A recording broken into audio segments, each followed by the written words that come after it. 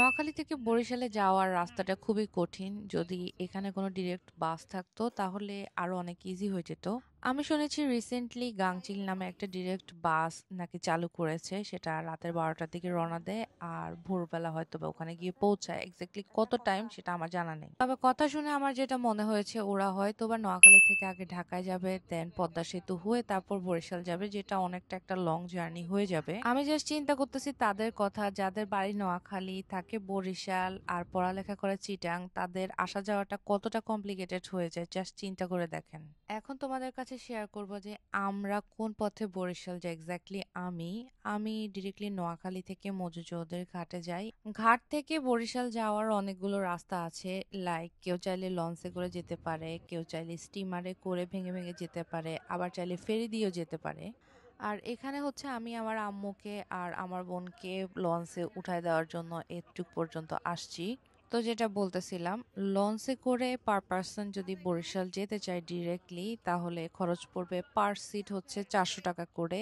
আর যদি কেবিন নেয় সেই ক্ষেত্রে 1000 থেকে 1500 টাকা পর্যন্ত খরচ পড়বে। এই লঞ্চগুলা যেহেতু খুব একটা উন্নত না, সো এদের কেবিন কোনোটার মধ্যে এসি নেই, যেটা আমার কাছে খুবই বিরক্ত লাগে। খুবই গরম থাকে, জাস্ট একটা মাথার উপরে ফ্যান ঘুরে।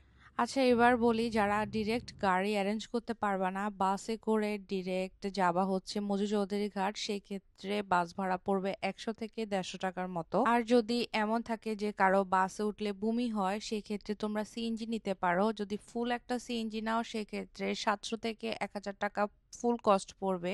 আর যদি তোমাদের ফ্যামিলি মেম্বার কম থাকে বা তোমাদের গ্রুপ মেম্বার কম থাকে, অল্প কজন মিলে যাও, সেক্ষেত্রে পার সিট 150 টাকা করে দিলে ডিরেক্ট সিএনজি পেয়ে যাওয়া চৌরাস্তা থেকে মধু চৌধুরীর ঘাট পর্যন্ত। আমি একবার ডিরেক্টলি নোয়াখালী থেকে বাইকে করে চলে গিয়েছিলাম কুয়াকাটা পর্যন্ত। সো বাইকে কতটুকু কস্ট আসবে সেটাও আমি তোমাদেরকে বলতেছি।